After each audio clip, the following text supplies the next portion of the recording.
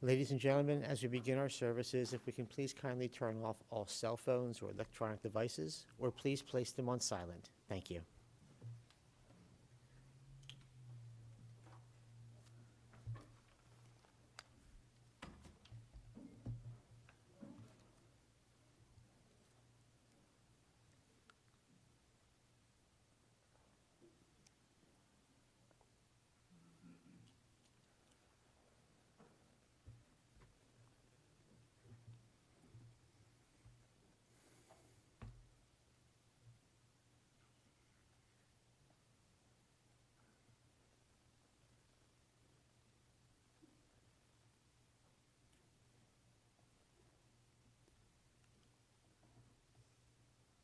Baruch haba b'shem Adonai.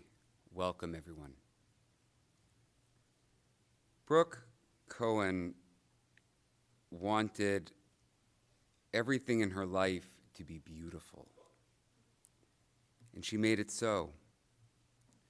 Tony relayed a sweet story to me about how Brooke once told her that when she wanted some space and some privacy or wanted to feel better, she would take her beautiful handbags and hang them all up in her closet and sit and admire their beauty. Brooke always wanted to look right, had a knack for making a space beautiful. And I heard loud and clear that any gifts that she gave, which she did because she loved so fully and deeply, always had an extra special touch to them that made them all the more beautiful. Nothing that she did, though, or that she made, was more beautiful than mothering her two daughters, Abigail and Madison. And if I may, I want to say a word to the two of you. I know we don't know each other. I'm a stranger to you. But I know your cousins, Nathan and Matthew, pretty well, and Nate can vouch for me. Last year, I lost my brother, who was the father of two teenagers. And I've seen firsthand how hard it is for kids your age to lose a parent. But what they did, sort of born out of necessity, was learn to lean on the love and support of everyone around them. And while it hasn't been easy, and it's not easy, it is possible to carry the memory of a lost parent, someone that you love so much, with you as you begin to chart your futures. Because lots of people in this room love you dearly and are here for you. And no, you'll have your own journey of loss and grief, perhaps distinct from one another, but you don't have to walk that journey alone. This room is filled with people who love you. And I'm Rabbi Nathan Weiner. I'm the rabbi of Congregation Beth Tikva in Marlton, where the Levin wing of the family, Meredith, Corey, Nathan, and Matthew, have made their spiritual home. And it is an honor on behalf of myself and my family and the shul to be here with all of you as we mourn Brooke's passing and celebrate her life. Now, I didn't, as I said, have the opportunity to know Brooke in life, but I spent some time this week with her father Ira, with Tony, and with her sister Meredith, who shared with me about who Brooke was. I learned that her life was not without its challenges and its difficulties, but that today we center on raising up her kavod, her honor. Brooke's father Ira described Brooke as, quote, a beautiful daughter, reflecting on her beautiful smile in the coy way that as a young child she would try to get away with anything, and maybe still by always calling him daddy. He raised up her creativity, her flair for the beautiful, and shared memories, and I thought this was cute, of calling her Pebbles as a toddler because her hair and what she had in it made her look like Pebbles Flintstone. But you'll hear more from some members of the family shortly about who she was. And today, though we gather for sacred purpose, as we raise up the very best qualities of Brooke Stephanie Cohen, Bracha Bat Chaim Feivel, Zichrona Livracha, of blessed memory. Our Jewish tradition teaches that while the physical body is temporary, the soul is eternal, without end.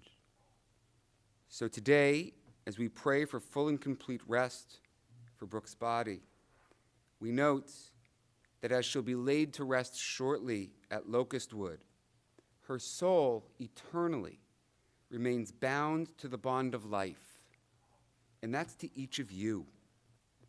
And we seek blessings for the continued elevation of her soul. Brooke is predeceased by her mother, Gail Cohen, Zichrona Livracha, of blessed memory. And she's survived by her daughters, Abigail and Madison, and her ex-husband, Darren. She's further survived by her father, Ira Cohen, and his wife, Toni. Her siblings, Meredith and her husband, Corey, David and his wife, Christy, Tracy and her husband, Danny, Jamie and her husband, Charlie. And her nieces and nephews, Nathan, Matthew, Gabriel, Benjamin, Zachary, Maya, and Layla. I pray I got every name correct. Good, okay. May your love for one another, God willing, carry you through this difficult transition. So today we have two mitzvot that we're going to perform. The first is finishing the mitzvah of kavod hamet, of honoring the deceased.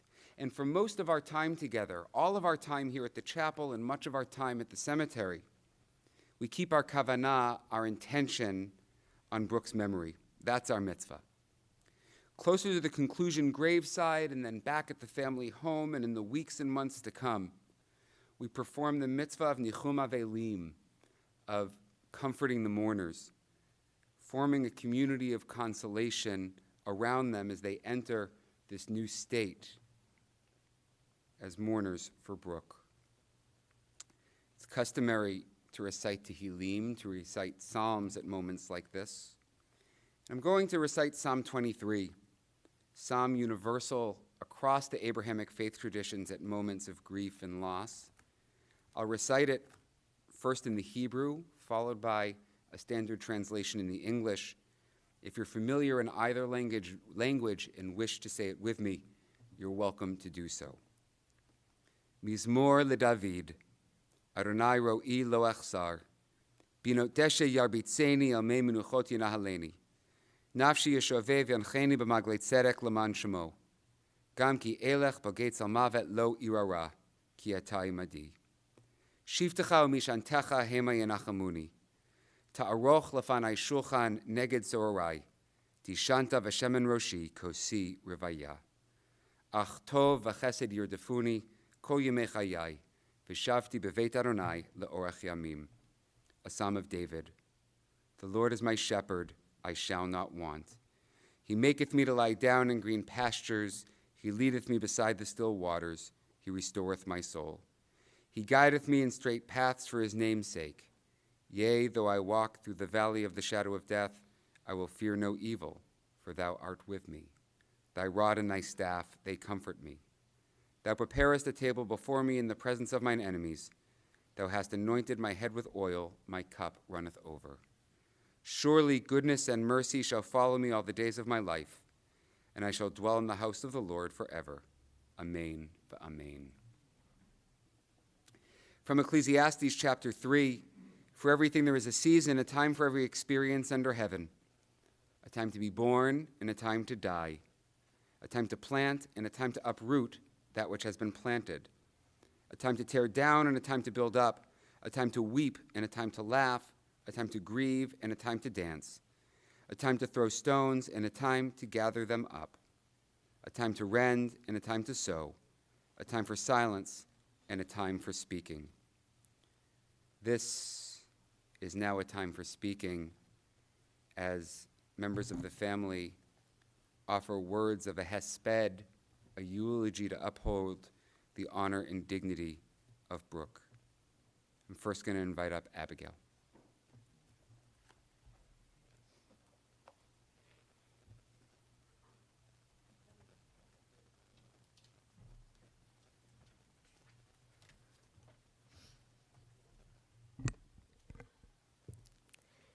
Hi, I'm Abby, one of Brooke's daughters. I wanted to start off with saying thank you all for being here today and showing my family support during this hard time in our lives. It is so lovely to see how many people cared about my mom and how many lives she touched.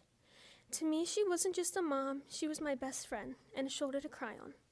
My mom loved to love. She loved giving gifts, hugs, and kisses, and especially loved her family. And I'm sure everyone here can vouch that she also loved watching Real Housewives. My mother was the most genuine, heartfelt person alive. She was my biggest fan, and I was hers. They say your mom is like your built-in best friend, the person you look up to the most, the one you can count on, the one you love the most. To me, she was more than my best friend. She was my everything. My heart, my soul, my inspiration. You had a beautiful soul, Mom, and the biggest heart imaginable. You loved even when you hated. Never say bye, always say see you later. I've always questioned why my mom was so stubborn about me using that word. She always told me bye means forever, and I never believed that because it's just a word, right? June 15th, 3:56 p.m. I love you, baby. I'll talk to you tomorrow. I love you too, Mom. Bye. That was the last thing I ever said to my mom, the word bye, the word she hated so much. The 3-letter word I considered an everyday word has now become my least favorite word in the English dictionary. It's only 3 letters to some people, but for me, these 3 letters mean a lifetime of sadness and regret. This notebook I'm reading from was my mother's. In here and many others, she wrote down her thoughts. My mom went through so much. In her note, she described how alone she felt and how hard it had been for her recently. Even through all these saddening words she wrote down, she had one motto she wrote after every thought. If you don't have the bad days, then you would never know what the good days feel like. Even through everything, she had hope, and I aspire to have the same hope that she had. I want you all to check in on your loved ones because you never know when someone's struggling. Love even when you hate, and always look for the good days during the bad.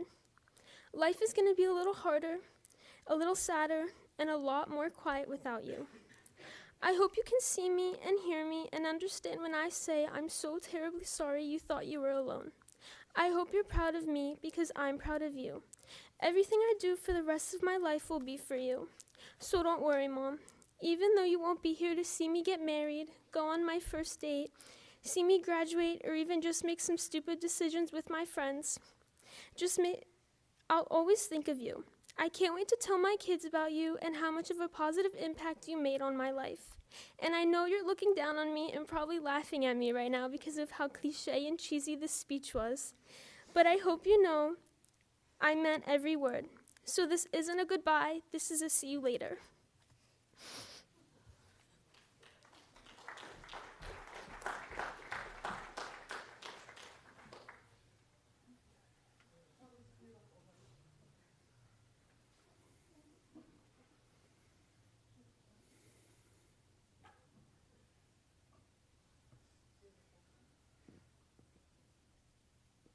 Sister Meredith.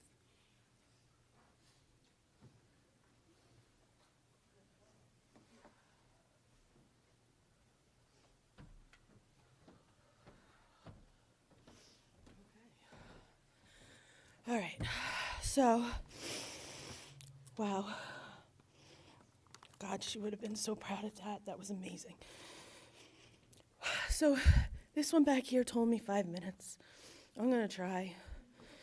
If you know me, it's impossible. What? You got the hook, whatever. Yeah, I'm not scared of you. All right, so he told me to write stuff down because it gets too hard to say things. So I did, with the help of Chat GPT. So I'm going to start from the heart at first, because I couldn't write some stuff down. And I'm just going to ramble for just a minute, just 1 minute. And then I'll do my thing. I'll read what else.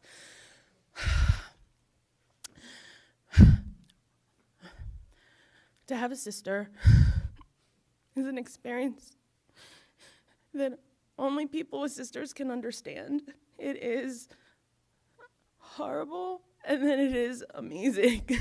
You love hard, and you fight harder, and then you love even more. And with every time you fight, you find even more love and more understanding. And I loved her, and she loved me. And when we lost our mom, we lost time. We needed to find our way, and we found our way back to each other, and she helped me learn how to be a mom. And she would be there for me when I couldn't be there for my kids. And I tried to do that for her. But she loved so hard. That was the thing, is that I think I may have understood her better than anyone else in her life. And she loved more than anyone else in this world was capable of doing. And when she loved you, it was everything. It was all-encompassing. And she'd get upset when people couldn't love her back like that. And she was a great sister. And I don't know what I'm going to do the next time Teresa throws a table or Kenya makes Ramona go home in a dinghy boat. Like, I don't know who I'm going to call. I don't know. So, I wrote something to kind of explain how hard it was to be her. Because when you are that special and that amazing, and you carry so many people's burdens, it is hard. And when you love as hard as she did, you take on people's burdens, and you just feel their pain. And she had her own pain. She didn't need to feel others. So now I'll do the reading. Most of this is my words, but like I tell students, it's okay to use tech to help you. Okay, so this isn't my first big funeral, 20-something years ago. We were doing this for my mom. I remember next to nothing from that day. The only thing that stands clear in my mind is how my sister stood up here, like Abby. It was so beautiful. And spoke the most beautiful words about our mother. I was so proud to be her sister that day. She had the amazing ability to turn darkness into light. She loved so much, and she loved so hard. If she loved you, you were the center of her universe. She would turn darkness into light by making you shine. She put too much pressure on herself to make everything perfect for the people that she loved. Those who were the center of her solar system understand what I mean. I always associate songs with people, whether it's their favorite song or something reminds me of them. I can't use her favorite song because it wouldn't be appropriate to talk about never trusting a big butt and a smile. If you know, you know. So I'll use my mom's song.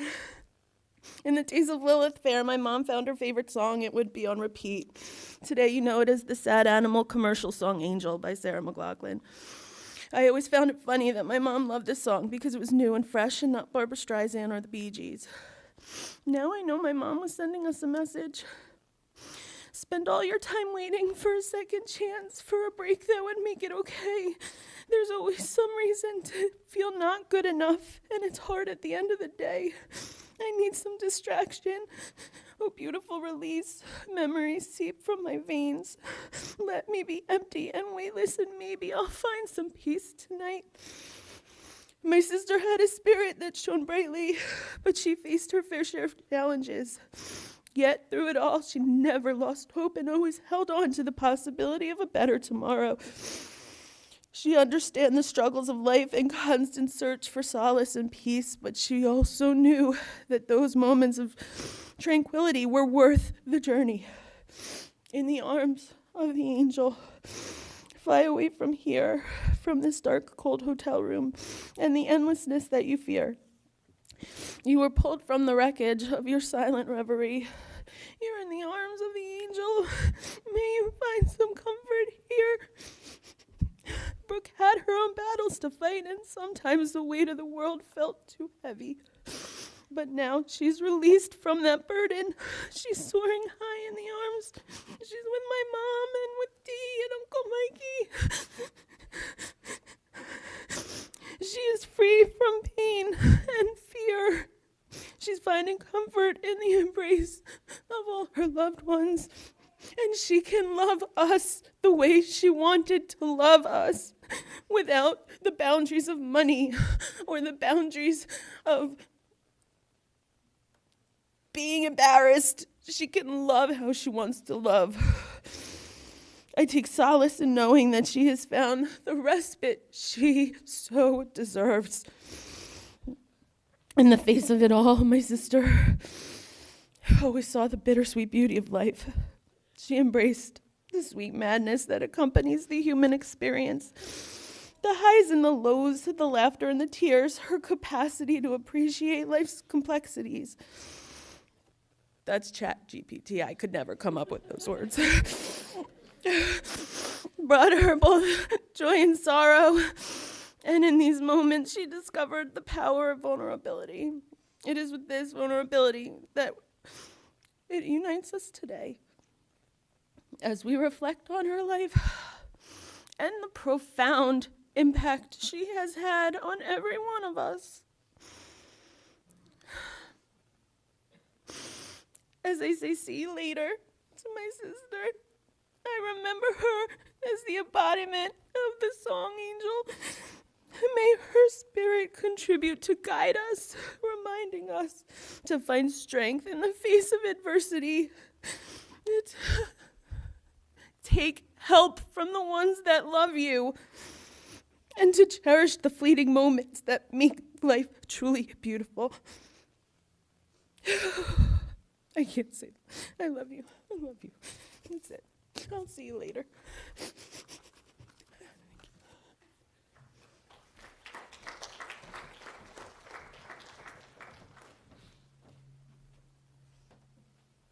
Maddie.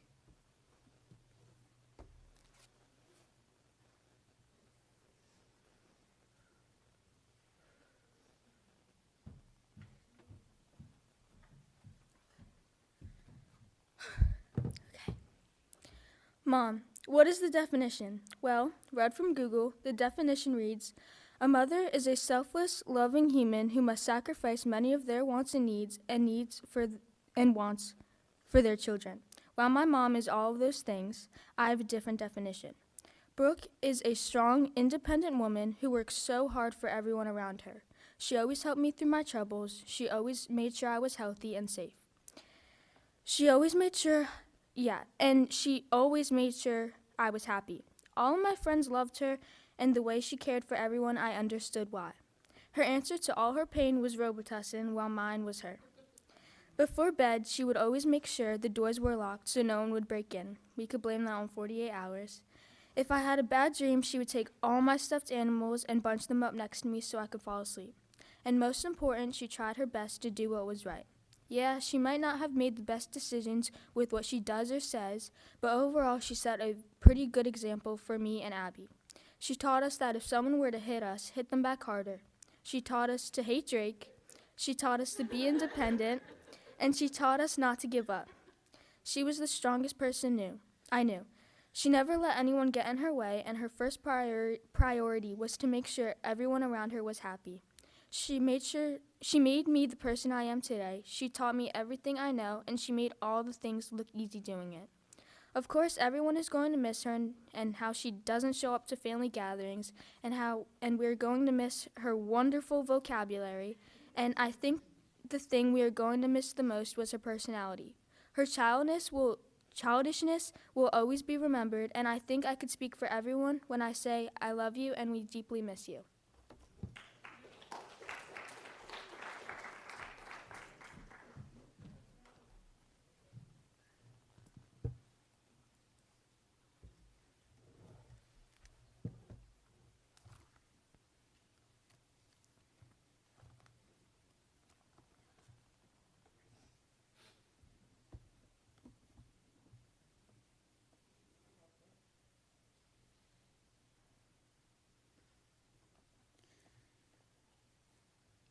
It's with these beautiful and heartfelt memories and intentions in mind that we move to the central prayer of a Jewish memorial service, El Malei Rachamim, which asks that Brooke's soul be granted true rest in the warm embrace of the wings of God's divine presence. I'll read it first in the English, followed by chanting it in the Hebrew. If you're physically able, I ask you to please rise.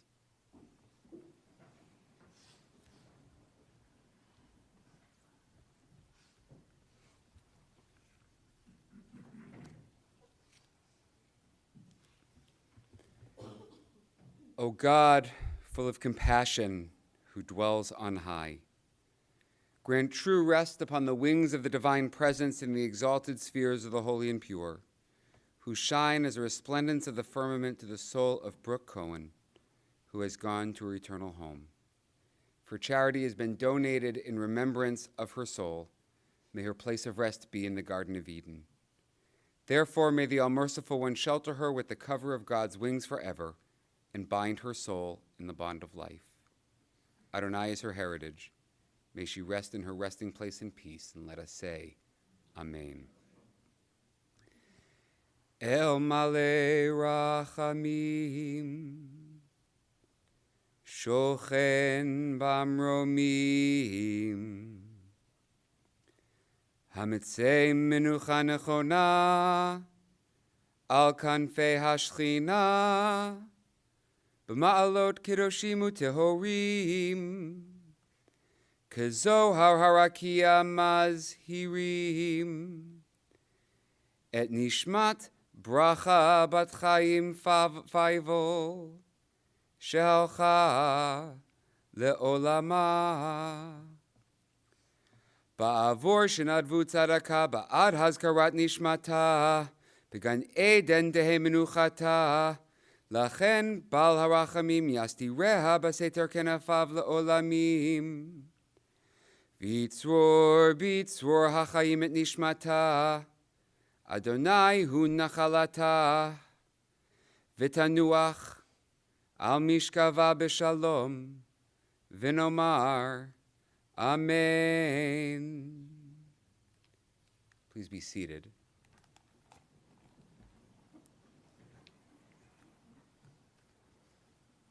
Our time together here at the chapel is drawing to a close. Immediately following our time together here, those going to the cemetery will make their way in processional to Locustwood in Cherry Hill. Following interment, guests, family, and friends are welcome for a meal and visits of consolation at Ira and Tony's home at 1520 Brick Road in Cherry Hill. That's 1520 Brick Road in Cherry Hill. And the family asks that donations in lieu of flowers please be made to the Jewish Family and Children's Service of Southern New Jersey.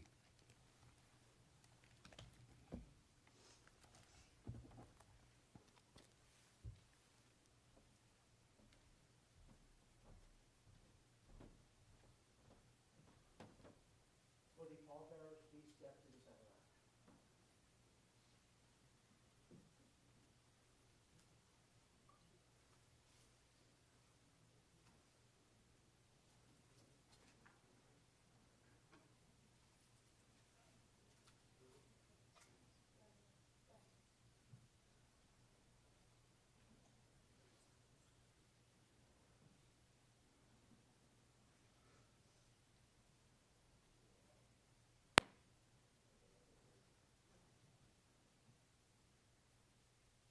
I'm going to ask if we could rise once more, please.